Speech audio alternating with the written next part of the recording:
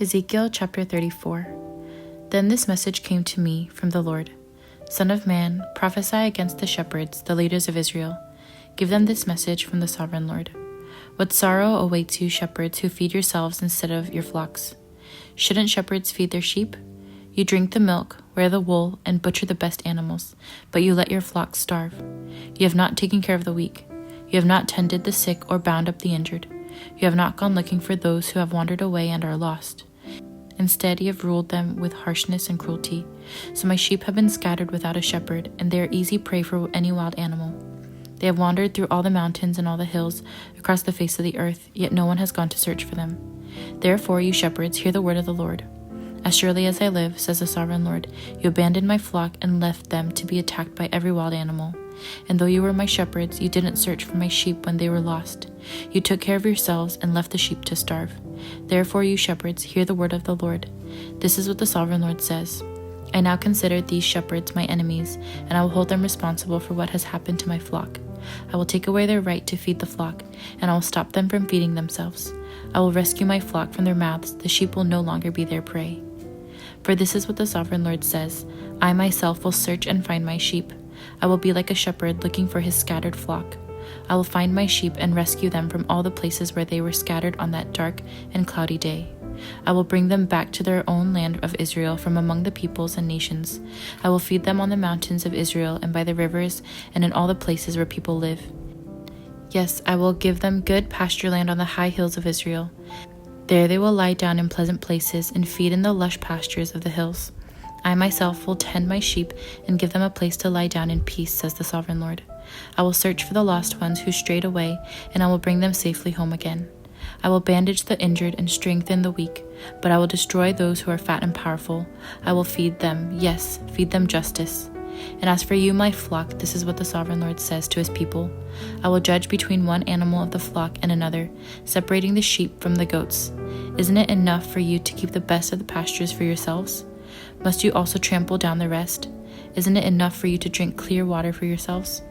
Must you also muddy the rest with your feet? Why must my flock eat what you have trampled down and drink water you have fouled?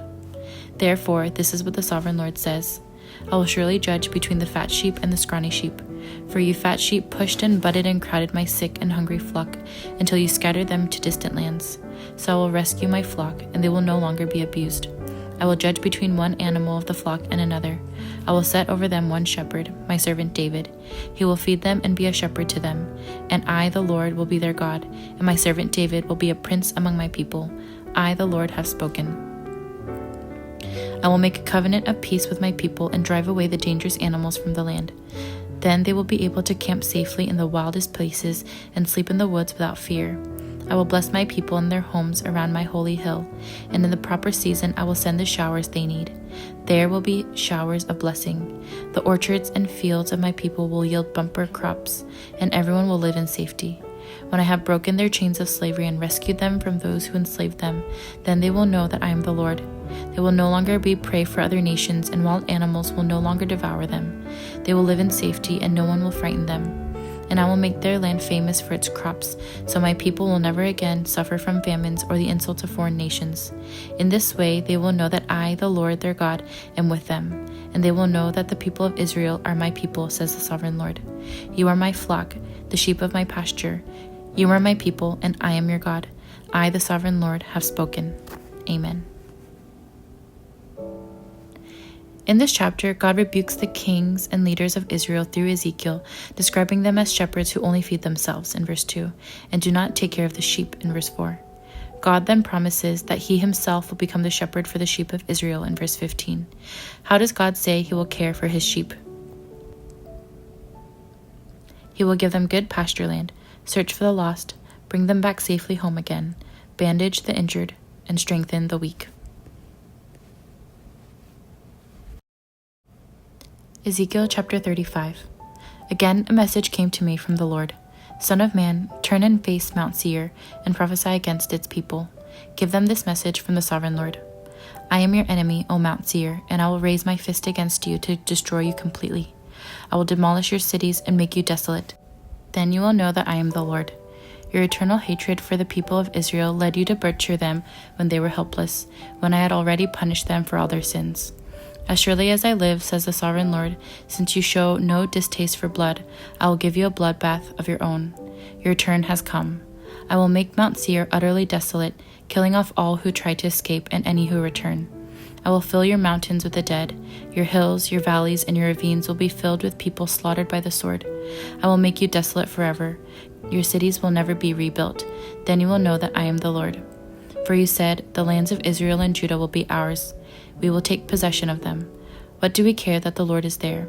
Therefore, as surely as I live, says the sovereign Lord, I will pay back your angry deeds with my own. I will punish you for all your acts of anger, envy, and hatred. I will make myself known to Israel by what I do to you. Then you will know that I, the Lord, have heard every contemptuous word you spoke against the mountains of Israel. For you said, they are desolate. They have been given to us as food to eat. In saying that, you boasted proudly against me, and I have heard it all.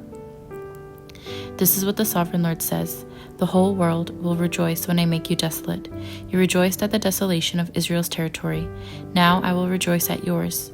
You will be wiped out, you people of Mount Seir, and all who live in Edom. Then you will know that I am the Lord. Amen. After Jerusalem was destroyed by Babylon and most of the people were taken into exile, the Edomites who lived in the southeast region around Mount Seir rejoiced over Judah's downfall and began to settle in the land of Judah. They also spoke arrogantly against God and boasted about themselves, pouring out many hostile words in verse 13. What did God say he would do to the land of Edom? He will wipe it out in verse 13.